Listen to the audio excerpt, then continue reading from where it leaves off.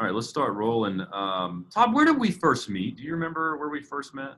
Yeah, it was a GOT, Gathering of Titans. Gathering of Titans on MIT's campus in Boston. What was that, 3 years ago, probably? 3 or 4 years ago, yeah. I think it was whatever your first year was. That's probably it was at least 3 years ago, if not four. So I've known Todd for quite a while, and we've collaborated on a few things. And Todd's got an interesting background, which he'll fill us in on. So he's a founder and president of a diversified industrial staffing company. Has helped well over 5,000 people secure employment as a six-time Inc. 5,000 company. He works through his business coaching and speaking firm, Extraordinary Advisors, to support corporate growth, foster business startups, and guide leaders. And you're speaking in Mexico this week? I am speaking in Monterrey, Mexico on Thursday. Very cool. Now, do you speak Spanish, or is that something that you got to learn between now and then? Well, I do not speak Spanish, and they told me I did not need to learn it. So I have faith that my hosts will be able to provide a proper context for the content that we're going to provide, and people will get value. So, nope, I do not speak Spanish. Oh, man. We'll see how that goes for you. Yeah, I can't wait, right? You're the author of The Job Search Process, Find and Land a Great Job in 6 Weeks or Less. He's also been featured in numerous publications and appeared on radio and podcasts around the globe. So he's going to be talking to us today about all things hiring, potentially the biggest challenges companies face today. I know in our coaching practice, we see that everywhere. I know you do as well. So we want to welcome you to this webinar, and we are recording this for anybody who would like to view it afterwards, and we'll get it pushed out in a communication. So I'm going to turn it over to you, and we'll go from there. Great. Well, Andy, thank you so much for that fine introduction. I do appreciate it very much. I'd like to kind of give a little context to what we're going to talk about today. I've been in the hiring space since 1994. I was in the circumstances of the early to mid 1990s when the country was at full employment like it is today. We've seen a lot of changes in our space. We used to be a general provider of staff. Now we provide a very specific niche labor of staff. And if you think about the skilled trades sector, people think, well, it's a welder, it's a machinist, it's manufacturing skilled trades. But the reality is a nurse, an accountant, an IT person, anybody who gets secondary education to acquire a skill is really a skilled trades professional. So if you're an IT company, you provide a skilled trade. If you're an accounting firm, you provide a skilled trade. And those people are becoming fewer and fewer every single day. And the reality becomes, why were we able to figure out how to make the Inc. 5000 a six-time company? And that's really because we were able to figure out what it is that job seekers are looking for. How do we take and represent them to the marketplace like a sports agent or a Hollywood agent would do so? And how can we then position those people to get the best offers? The flip side of it is we work with the businesses and we help them figure out who the best talent is for their business. And then we help them position themselves to be that employer of choice. So really, why am I here today is I want to pull the curtain back for all of you on how we work as recruiters and how you can become your own best recruiter. And how can you be, whether you're a mid-sized business, a small business, or a Fortune 500 company, how can you essentially do a better job at your hiring process? Now, in speaking with Andy and Leah before we got on the call today, I let them know that I'm a big fan of an interactive experience. This is not just my time or your time. This is our time. So if you have any questions, by all means, feel free to ping them throughout the event here today. Please don't feel the need to save them until the end, because your question is probably the question someone else is also considering. So let's ask them as we go through. Let's not wait until the end. And I'm sure Leah or Andy will jump on and help moderate that part of the process so that, again, we're getting the most value of our time here together today. So the USA has plenty of jobs, regardless of what our politicians say when they say they want to bring jobs into the marketplace. Like Andy talked about, the number one challenge that companies have is finding the right people. It is the number one differentiator that a company has when it is going to the marketplace, when it is trying to bring in new customer opportunities. And one of the things that all the customers are typically asking is, how are you going to deliver what you're going to do? Whether it's going to, again, be in the manufacturing space, the IT space, the soft skills space, it does come down to the people. Even for companies that are really providing a product, that product is often either delivered on time delivered late based upon the growth and the talent that people have. So the country has plenty of jobs. It doesn't need more jobs brought in. So if you take a factor in that there are people out there that currently don't have the skill set, it's a great training opportunity for somebody who's in the space where you can bring on somebody and you can hire them for their DNA, not their resume. We'll talk a little bit more about that phrase a little later. It's also an opportunity to take people who are looking at transitioning from what they're currently doing to what they may want to do. There's a big push in today's marketplace that people are switching from one opportunity to a new opportunity, and they need employers that will work with them. And I apologize if I sound a little nasally. Unfortunately, I've got a pretty bad head cold, so I'll do my best to not have a runny nose on this podcast or this webinar today. But the reality is just that there are plenty of people that are not enough jobs. Let's take a step back for a second and talk about how did we get here today. So if you take a look at the continuum of employment, you've got your current unemployment rate here in the United States at 4%, which essentially means we're at full employment. If someone wants a job, they can go get a job in a relatively quick fashion, in a relatively easy fashion. You've got your baby boomers that are leaving at record numbers. In fact, they really did stick around a little bit longer than anticipated due to the downturn of 2008, 2009, and 2010. They went through some savings. They've been in the employment space longer than anticipated. Then you think you've got your millennials that will be coming in to replace the baby boomers. That's not the case. I hate to be the bearer of bad news, but the reality is millennials are at about a 12.3 unemployment number. So go back for a second. The country as a totality is at 4%. Your millennials are at a factor of 3 greater at nearly 13%. So the challenge for employers is if you got older workforce leaving, the younger workforce isn't coming in. And your labor participation rate, which I think is an actual better indicator of where the country stands today, is at a 45-year low. And I just saw a stat that came out the other day that I don't have in the PowerPoint, but the government ran out the number that we're at a 17-year high of people leaving jobs. So people are transitioning at a 17-year high that we haven't seen, in nearly 2 decades.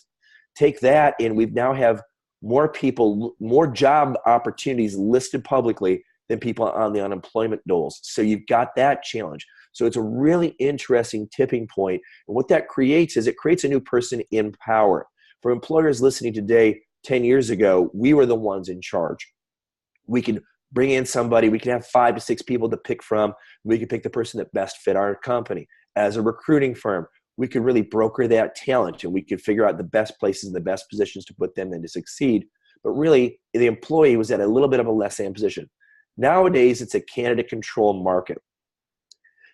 And why is that? Well, like the data we just talked about, it's a 45-year active low of people participating in the workforce.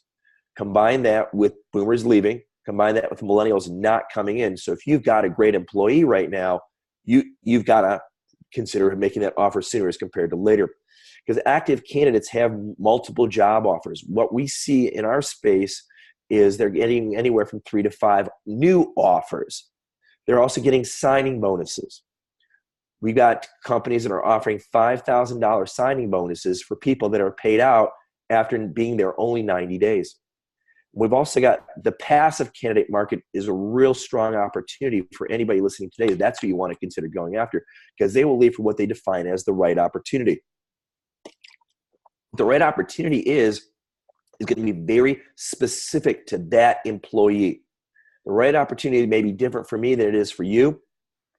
And as an employer, we've got to figure out how do we position ourselves accordingly so that that right opportunity becomes attractive. Because the number one reason people lose employees is because of the person they work for. And I'd ask everybody on the podcast to think about it for a minute. When was the last time someone left a job and what was their reason? Why would they leave a great company on the surface? Well, it's most likely either the person they work for or the work they're doing.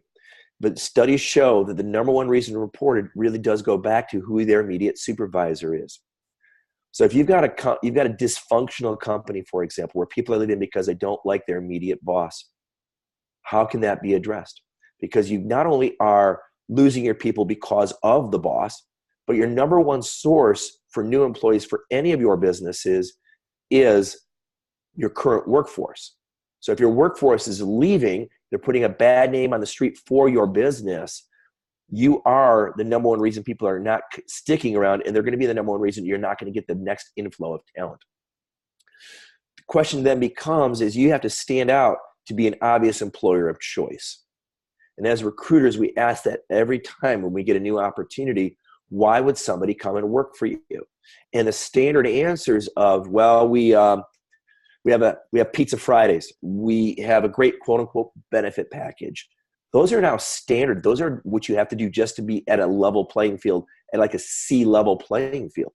You've got to have the good benefits. I'm still shocked every day how many companies we run into that don't have some type of benefit program available. We just had an employee, for example, the company was incredibly inflexible. It was a manufacturer. They have machines that need to run 24/7, 365, and inevitably those machines are going to break down. They had an employee who they were very interested in, and they were actually going to get him for $3 less than what he was earning because he was willing to leave his current employer because he couldn't stand the person he worked for valid reasons. And as a recruiter, we learned those things. The bottleneck and why it didn't happen is the new company that wanted to hire him wouldn't give him that one extra week vacation that he currently had.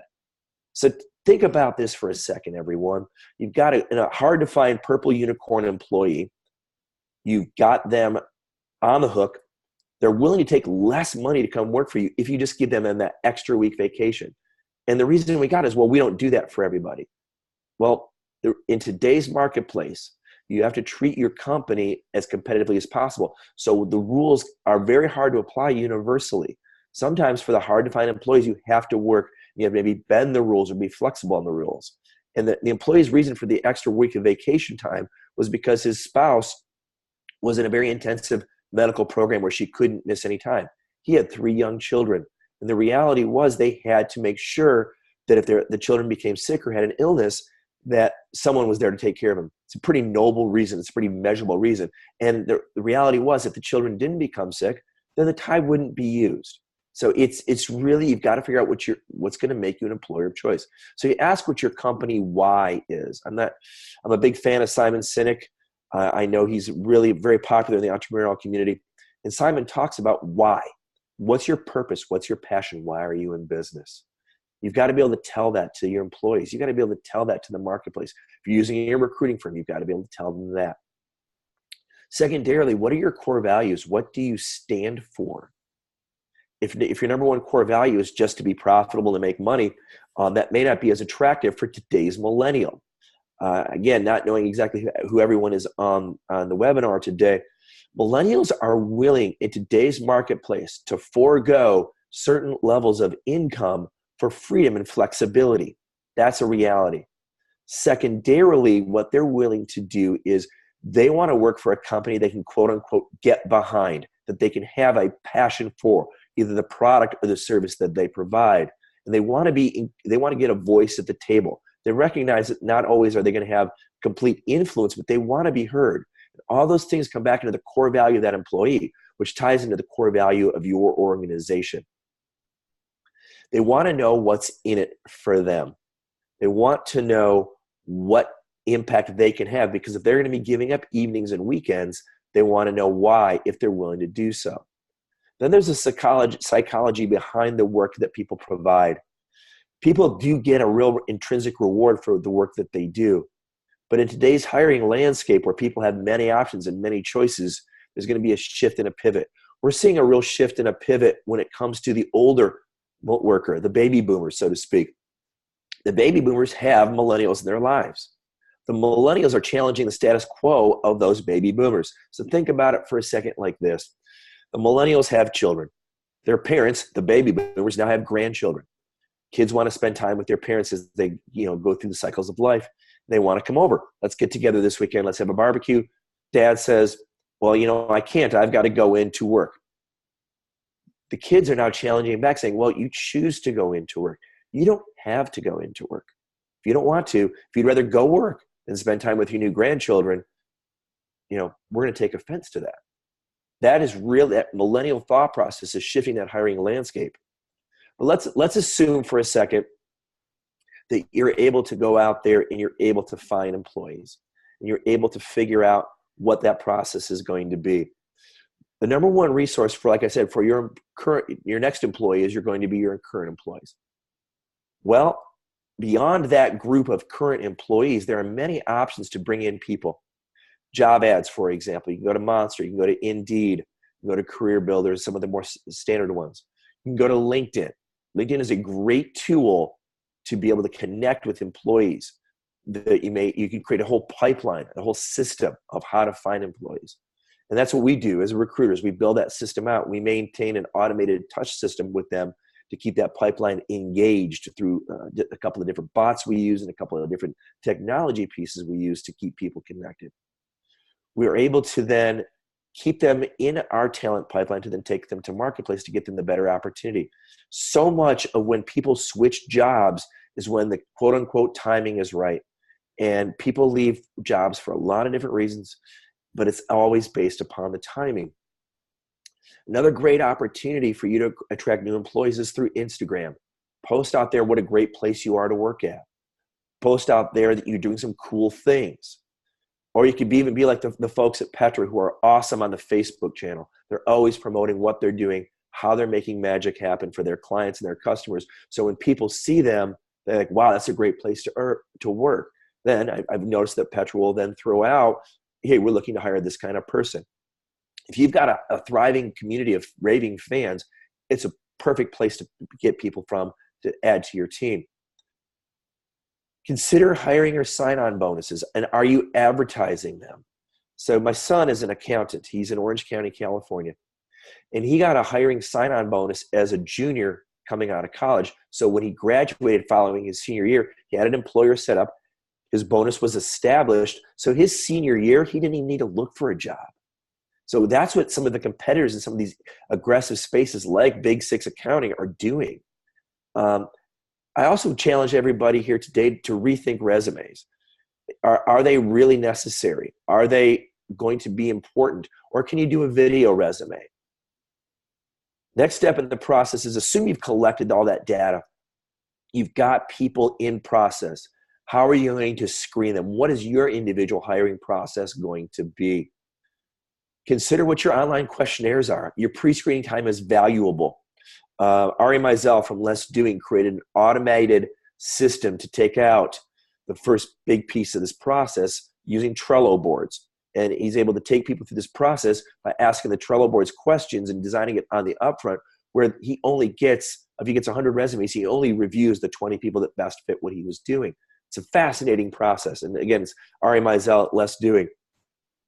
We use online questionnaires quite a bit to really ferret people out because the hiring landscape has changed quite a bit for the job seeker. So in our office, for example, we don't even use the job seeker phrase anymore. My generation, we used to go out and read the newspaper or go online and apply to jobs and wait to hear back. Nowadays, you can set up algorithms as an employee or as a job seeker, and you can be a job receiver. We literally did a test for this one day, and I applied for 35 jobs in less than 7 seconds through ziprecruiter.com because I set up a fake resume because I wanted to see how it was going to work. So I get a feed once a day. The feed comes in. These are the 25 new jobs listed for the career I was going to go after. Boom. I just hit reply all and I was done. I literally, from the time I received it to the time I quickly scanned it, I hit reply all, the light turned green, and I pulled away. That's the way things work nowadays. It was super easy. So if you don't want to get an influx of 45 people who don't meet your needs, your online questionnaires have to be tight. They have to be succinct, and they have to be for what you're looking for, whether it's shift, whether it's skill set. Then if you're only going to get, what the Indeeds and Zip will pitch you on is, we're going to get you hundreds of resumes. Well, do you really need hundreds of resumes? You need 20 really good resumes.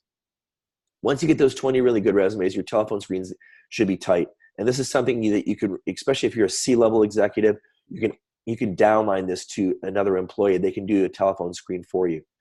And the telephone screen can be 5, 10, 15 questions. It should take less than 20 minutes.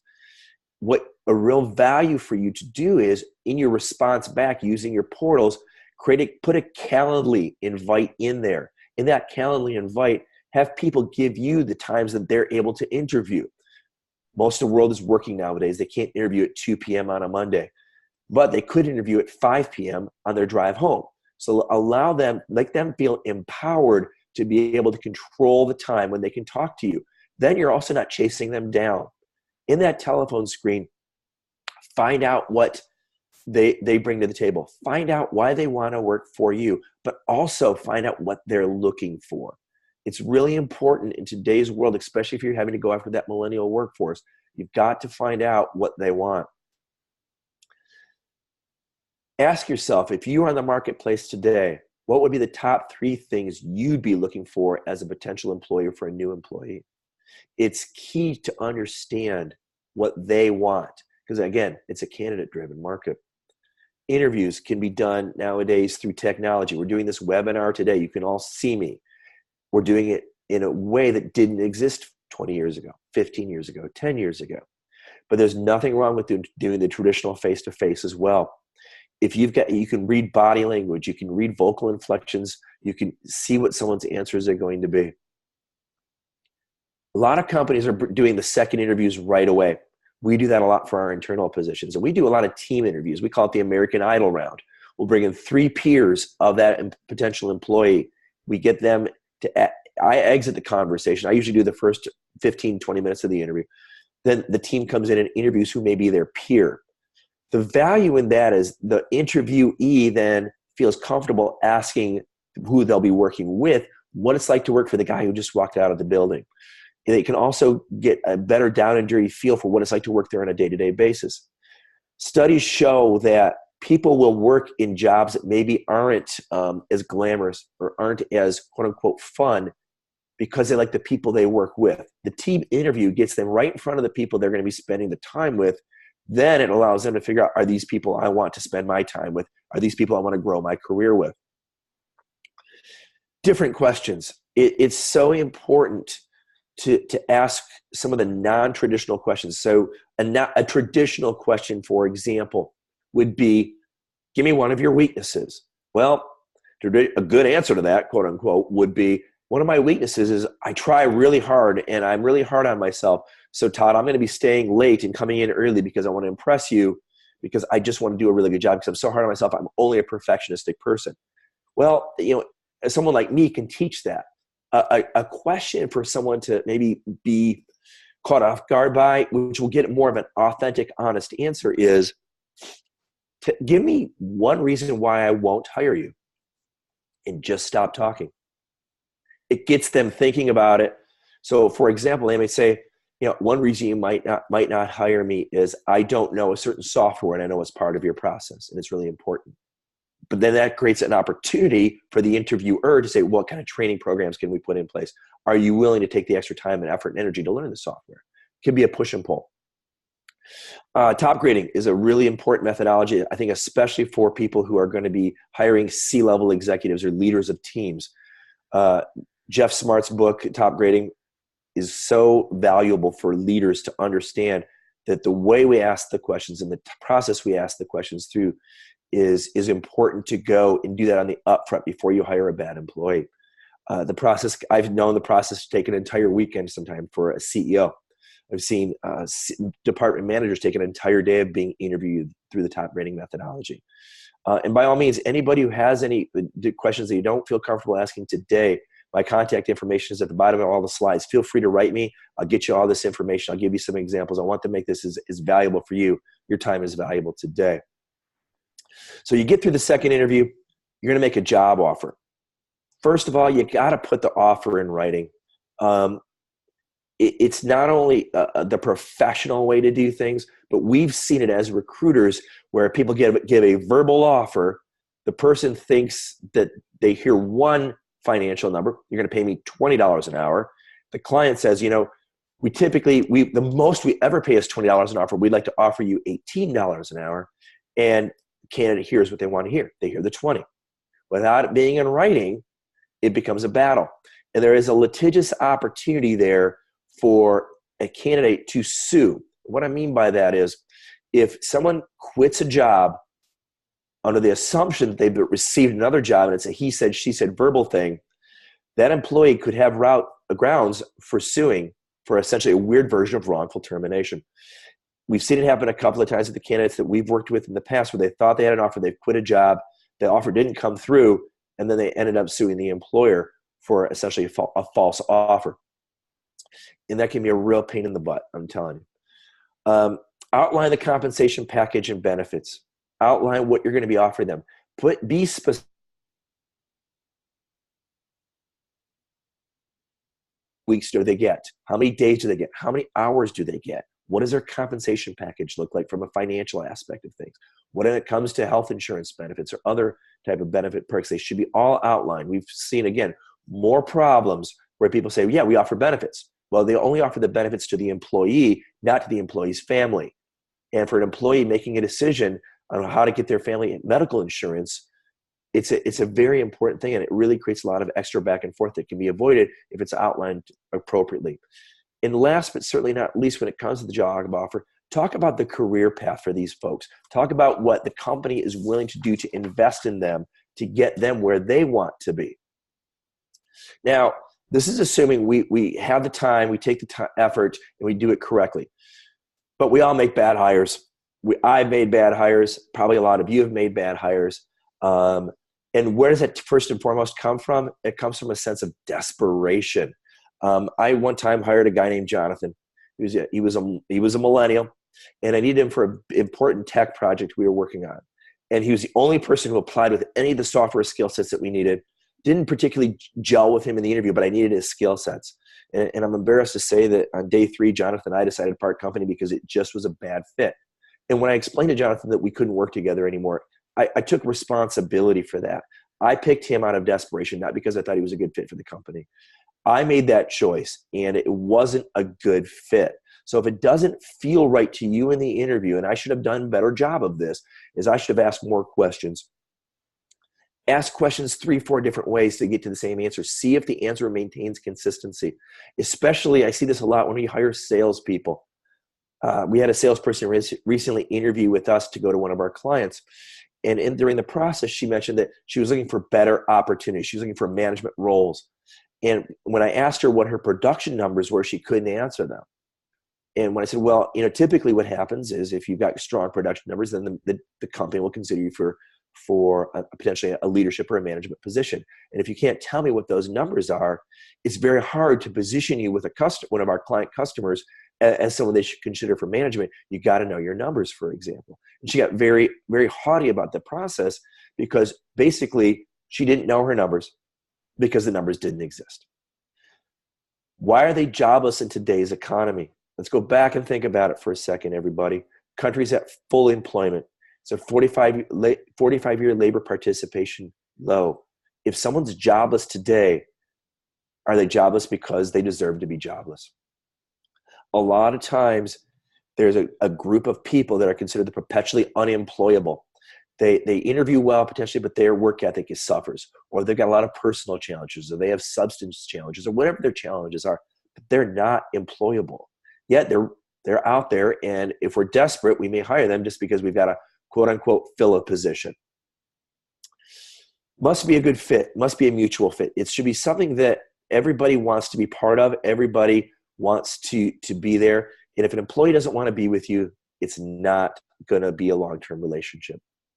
So you make the offer, you're thinking, okay, great. I've nailed it. I've got somebody in here. I found him on LinkedIn. I found him on Facebook. I found him talking to somebody at the grocery store, or do what I used to do. I used to go to a lot of mid-tier restaurants like a J. Alexander's, and I would look for new salespeople there because J. Alexander's has such a great training program. I would be able to, get these folks who were working maybe an evening shift, who had family, who really wanted to switch to a day shift. So there's a lot of different ways to find people. But you make an offer, you got them going. The parties are interested. Now what? You can expect them to negotiate, especially if you give them a lowball offer. It's like buying a house. Today's housing market is aggressive.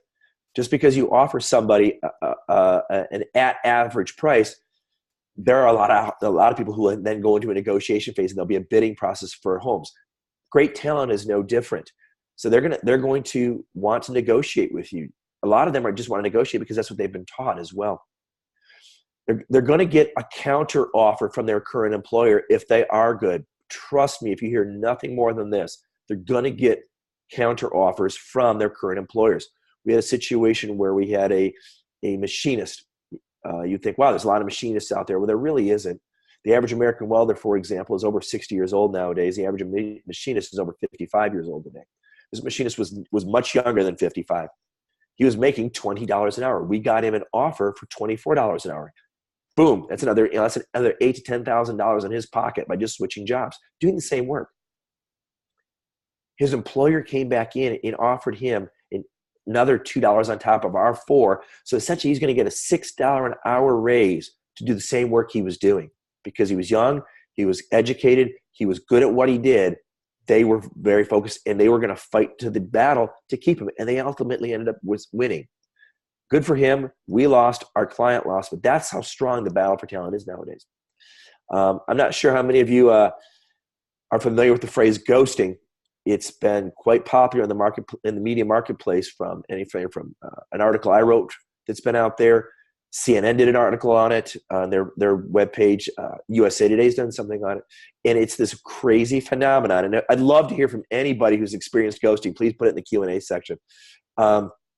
You make an offer to somebody and they don't show up. They've accepted the offer. You have a written offer letter and they don't show up. It's like a bad dating situation where you go on the first date, everybody seems like they're getting along, it's been a great date, all of a sudden, boom, one side of the equation doesn't communicate, whether it's him or her, it doesn't matter. The ghosting situation is prevalent. Or you extend an interview opportunity for someone to come into your office, you schedule the time for them, and they simply just don't show up. We've seen this from anybody from the millennials to people who are 25-year professionals who just simply don't show up.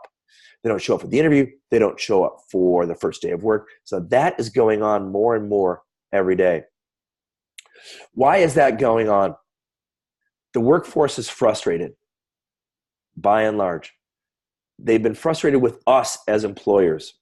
They've been frustrated with us as CEOs or executives who make these hiring decisions. We have to treat the employees like they are customers, and we've treated them like a disposable commodity for many years.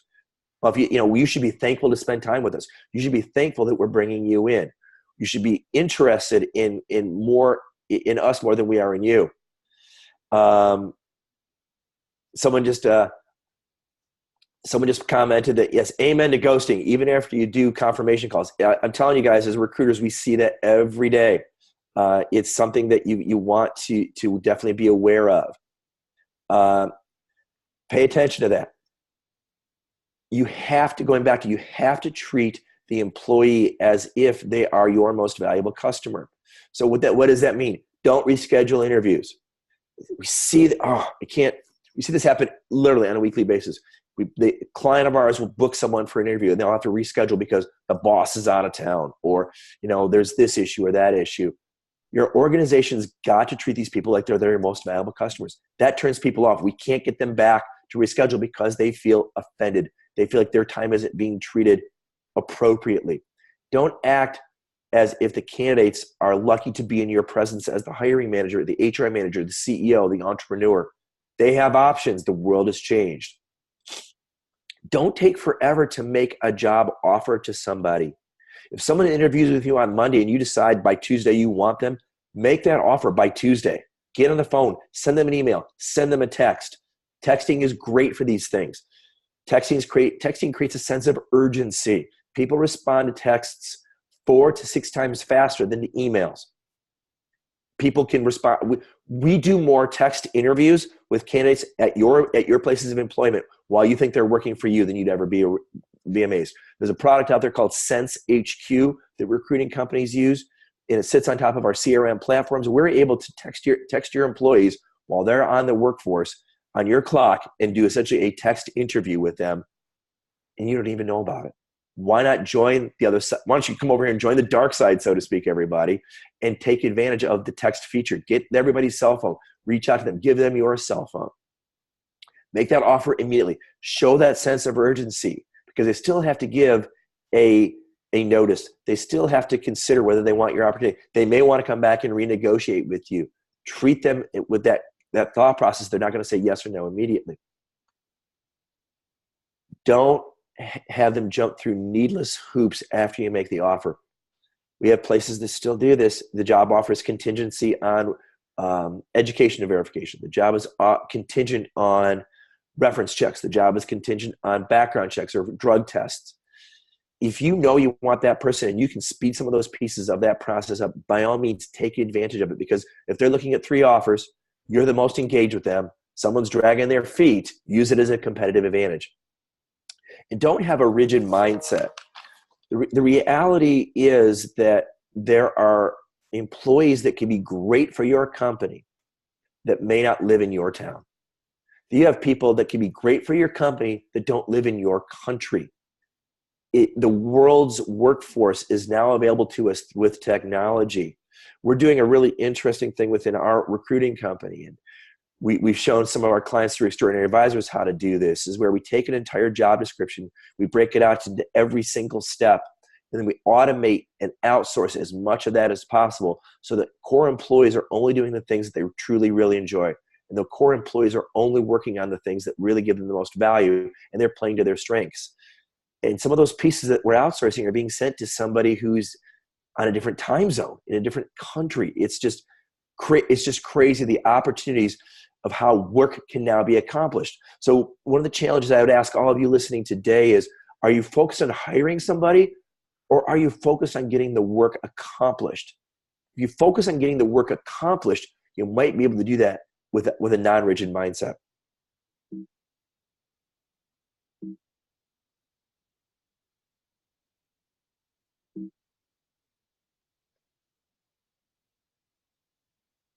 So now you've hired somebody. What comes next? One of my favorite speakers and one of the most inspirational people I know is a gentleman named Jack Daly. And Jack talks so much about how important it is to onboard your people appropriately. He tells a story of how during the interview process, especially in the team interview process, a lot of personal information is delivered back and forth. If you can see, yeah. Before we move on, we had a quick question in the webinar chat window. Sure. About background checks when hiring.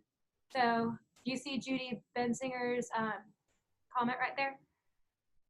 I'm looking. I don't see it. It's not coming up on my side.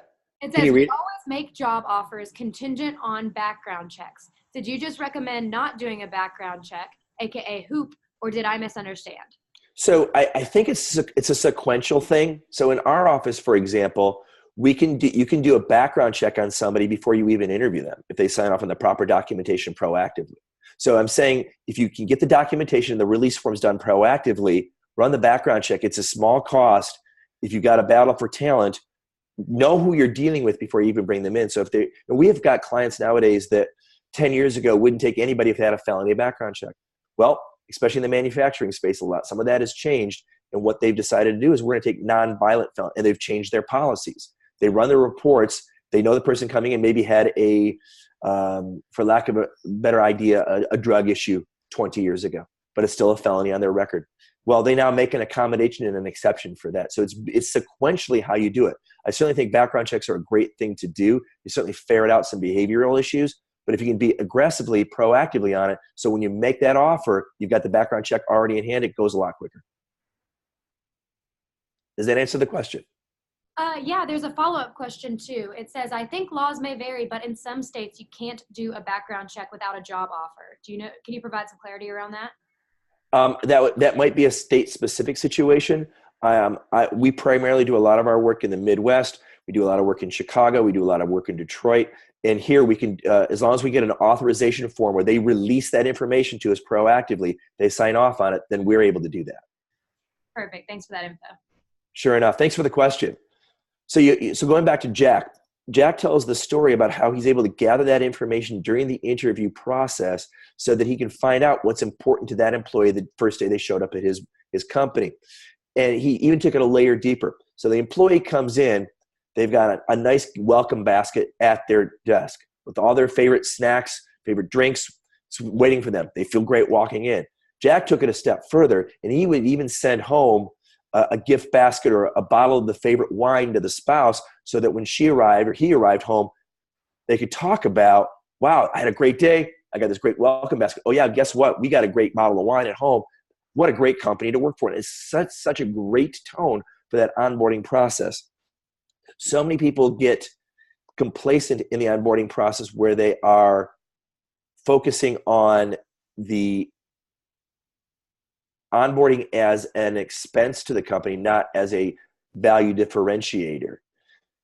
It's important to recognize the onboarding process and that training, people decide if they're going to keep a job and stay with the job within the first 30 to 60 days. Now, I see we have a question here from Greg Wyatt. What is your view on behavioral evaluations or emotional intelligence evaluations on prospective hires? Well, Greg, I think it's a great question. I think the real value on that can be is if you know what you're looking for and who you are as the employer. We use 2 different tests for our programs. We use colorcode.com and we use 16personalities.com. And they both offer the ability for a free program to see who the employee is. But they all tie off of who the hiring manager is going to be working with. So going back to colorcode.com, for example, they offer a paid version. And in that paid version, it tells you who you are as the hiring manager, also who the employee is, the best ways to communicate with them. So for example, I'm a blue. I've got employees that work for me that are what they would call yellow. The yellows need to be communicated with very differently to get the result from them than you would communicate with a red.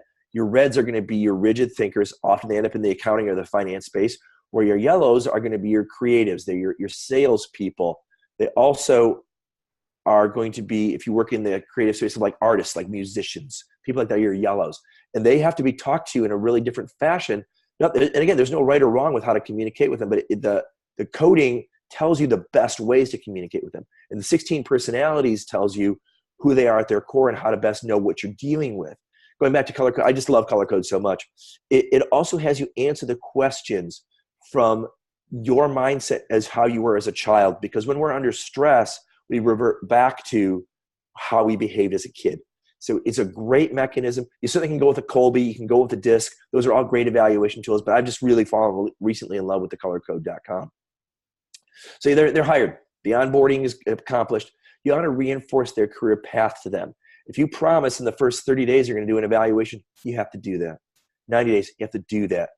I'm a big believer that the more often you communicate with someone, the better off they feel about your working relationship. Annual reviews are really, I think, a thing of the past. I'm not a fan of them. If someone has a great week or they do something great for your organization, talk about it in the moment, because what happens in 6 months or a year when you do the evaluation, you're going to forget about it, or it's not going to have that sizzle factor for it. Work with that review time. Give them constant feedback. Invest in training. So many companies still see training as an expense.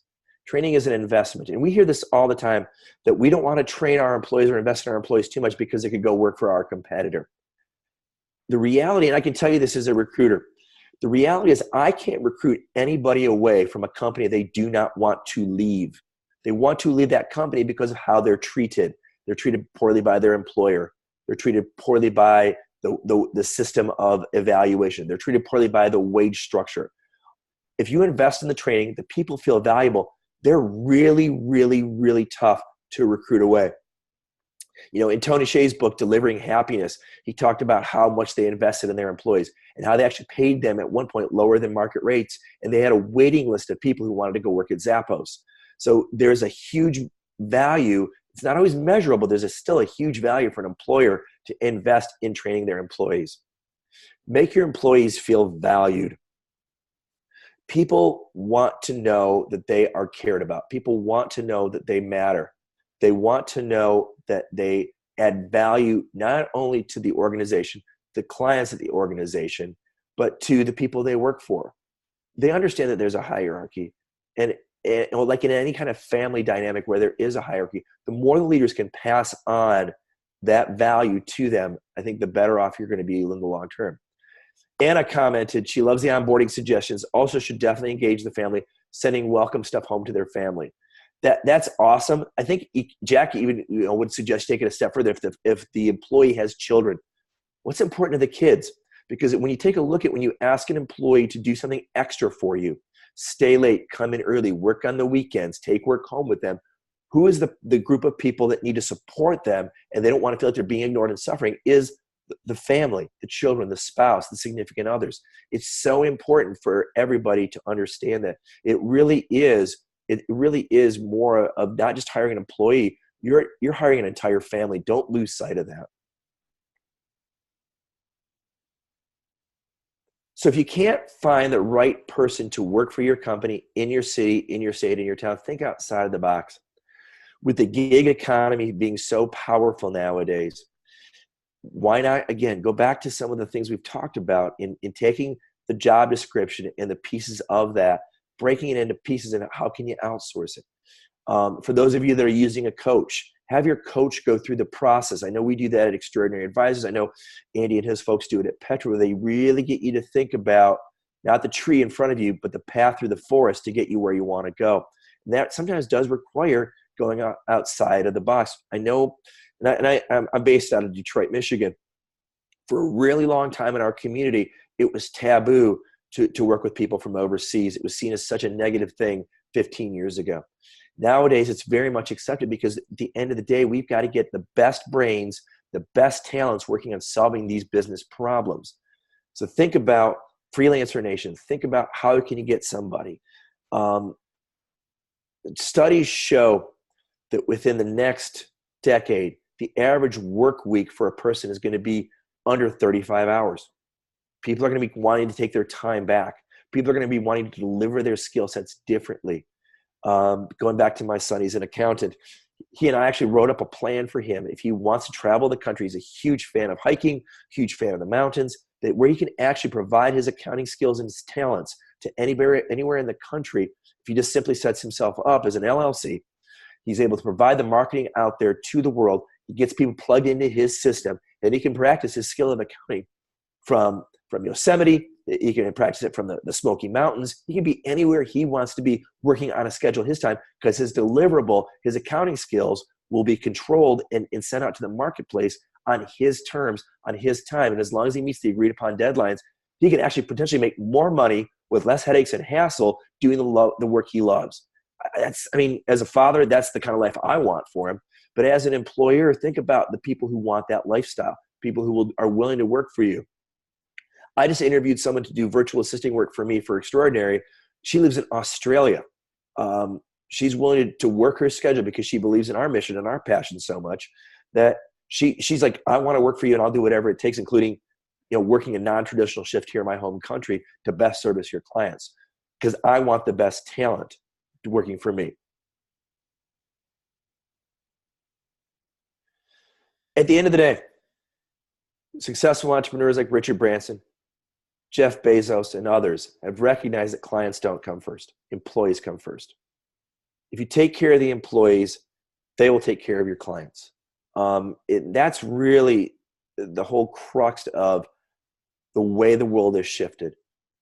It's certainly important to take care of your clients, no doubt about it. The reality is you have an internal client, and that's your employee. You have a semi-internal client. That's your outsourced employee. That's your vendors who take great care of you. We have to take care of them. It's not just all about the end user client. What I'd like to do now is really open up the platform to answer any questions anybody has. I don't know if Andy and Leah have any questions, or you're getting more feedback that I can't see, but by all means, let's open it up to the group. Okay, so let's take a couple seconds. We've got the chat and the Q&A box both open. If anybody has any specific questions about anything that Todd covered, which was a ton of information to make you better hirers and onboarders out there, let's get them up.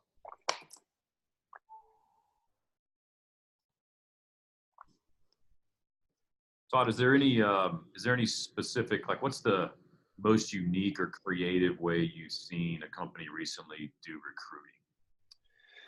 Wow, that's a great question, Andy. I think the most unique way that I've seen someone go out and find that hard to find talent is it sounds so bad. We have two manufacturing clients that were once owned by a father. He split the business into two separate entities owned by the brothers, and the brothers actually were stealing employees from one another. So that's unique. It's probably not the best example, but it certainly it goes to show that that the battle for talent is real. Now, we did bring it to their attention, and we had a kind of a heart-to-heart with them to express that that's maybe not the best way to do things, and they've curbed some of their habits. But there's so many family-owned businesses out there nowadays. Sometimes you just want to one up your relatives. All right, thanks. And if you see in the window now, you've got questions popping up like crazy over here. So just feel free to take those as you will. All righty, let's see. So the first question, I can't see who wrote it, but it was, what should an employee's first day look like? So I think the employee's first day should really start before their first day. So say the employee is going to start on a Monday, for example. Let's just say you're the person hiring them. Call them on Friday. Let them know what they can expect. Set the expectations appropriately. Over-communicate with them. Let them know that people are going to be welcoming them when they arrive. I think Jack's got some great ideas on this. Have a welcome basket for them. Have the simplest things. If you guys have nameplates in your companies, have their nameplate already printed. Have their business cards already printed if you do those things. Simple things. Have their computer password set up. It's just sometimes the simplest things. Have them ready to go. If they're going to be working with a training partner, have the training partner reach out to them proactively. Have them connect with you via LinkedIn proactively. Make them feel that when they walk in the door, they're part of the team.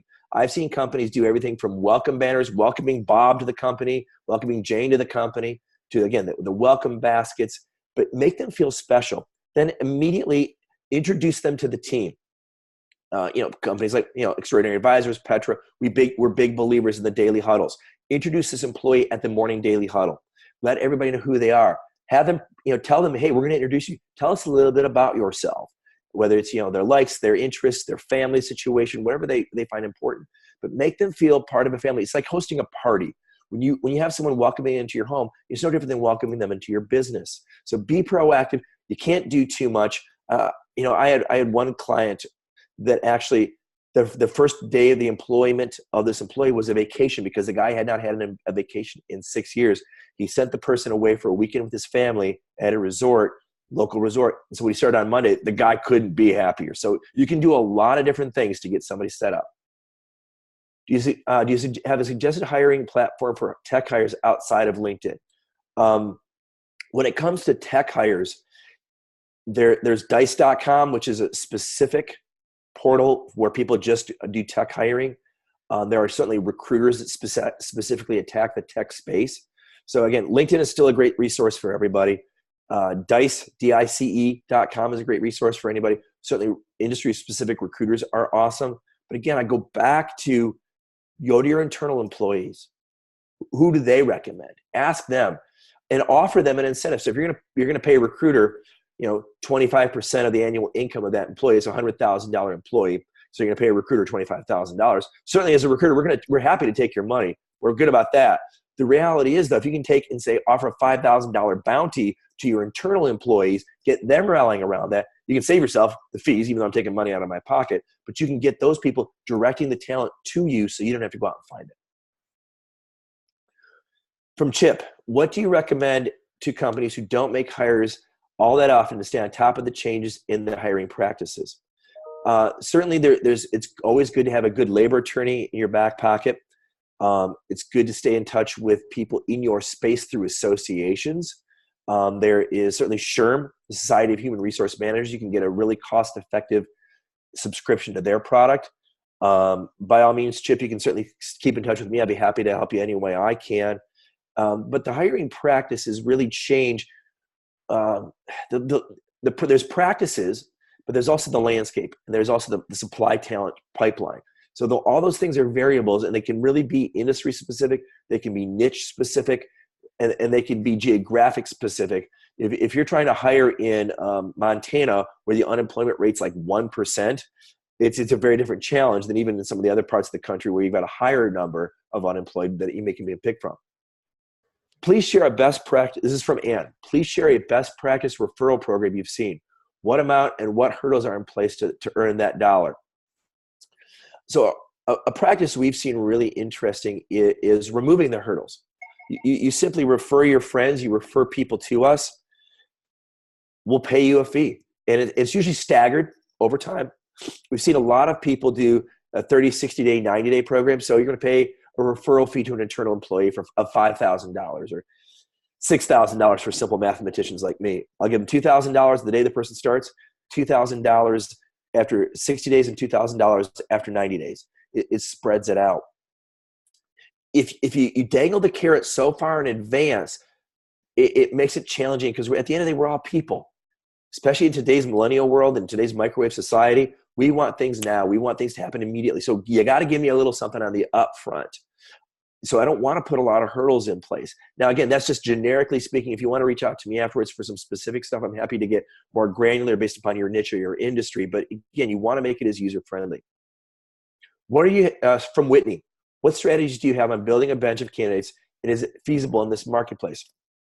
It's absolutely feasible in this marketplace. I know people that do it, and it really becomes, at least the people that I know, are all the CEOs that are doing it, and they're building that bench out for their next line of succession, for their people who are going to be their C-level executives, their next big hire, because you never know when an employee is going to leave, and when an employee leaves, all of a sudden we then become the desperate hiring manager. Whether you're the CEO or just a line manager, you come from a place of desperation.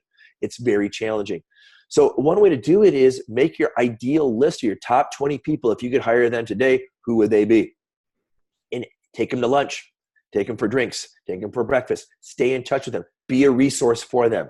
Tell them about the cool things that you guys are doing. Include them on your newsletter if you have one. But you want to be attractive to them. You want to be somebody that they want to work for. And it could be somebody within your network that you do business with. It could be just someone that you've heard of. Nowadays, it's so key to stay in touch with that great talent. So again, stay in touch with people through LinkedIn. Invite them to lunch and dinner. Wine and dine them a little bit. Keep in touch with them. Ask them, is there anything you can do to help them? Ask them, where do they see themselves in 3 to 5 years in their career path? I know one guy in my Gathering of Titans group. He's kept in touch. He sold his business. He's kept in touch with the CEO of that company. A decade later, he wants to bring that CEO back into his new business, and he's made the effort because he knows the battle for talent is so important. That, once a month they've gotten together for a decade. That's an investment that could pay huge dividends if he's able to bring this person back onto his current team. Hey Todd, we got a question in the webinar chat window that I know you can't see right now. And it says, what is your thought process on the ideal recruiting timeline, i.e. from first communication to offer letter and start? We currently take anywhere from 2 to 4 weeks, depending on position and role. That's a really long timeline. Certainly a 4-week timeline for a CEO is fine, because the CEO is probably employed. There's a lot of different variables. So let me kind of break it down for you by wage scale. $30 and less, 4 weeks is too long. 2 weeks is really pushing it. If you get a resume from somebody that you like on the first of the month, you should be immediately engaged with them by the second or the third. You want them to be there interviewing with you within 7 days. If you like them, you want that timeline then to expand to, all right, we're going to make you an offer. So then you're going to see the offer come out, give them 48 hours to accept that offer. So now you're at about 14 days. You want them confirmed and committed to your team 14 to 17 days, starting within that 30-day window if they're that good. All right, great. And then we got one more question in the Q&A, and we'll wrap it up from there.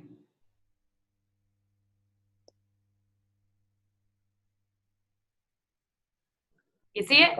Yep, I do, from Blair. So what platforms have you seen to help automate the early stages of a 3 or 4 step interview process? So what we've seen is really valuable is the ability to automate as much of the upfront as possible. And we've seen a lot of that occur through Trello. We've seen a lot of that occur through, again, we use Ari's process at Less Doing for some of the stuff we do. There are bots you can put in place, especially if you have to do a lot of aggressive hiring, that will keep people in touch with you, keep people going and through the process. So Less Doing has a great platform, and it's all, their stuff is all free too. They use a lot of Trello for that. We use Bullhorn for what we do. We use Sense HQ to sit on top of Bullhorn to keep that process automated. I know there's other platforms, but most of the stuff that I've seen is going to be staffing industry specific. So in a more generic way, the Less Doing platform that Ari's designed through Trello, it could be a solution for you. Awesome. Well, Todd, man, we appreciate you being on the webinar today and sharing your knowledge with our member base. I know they're going to be better hirers and onboarders after this. So I'll be in touch, buddy. Anything we can do for you, always feel free to reach out. And I know that from the group, if anybody wants to get in touch with you, they've got your email address, and we'll send that out along with a recap and a video link within the next 3 or 4 days. Andy, thank you so much for having me. I had a great time. All right, bud. Take care of yourself. Bye-bye. Be well.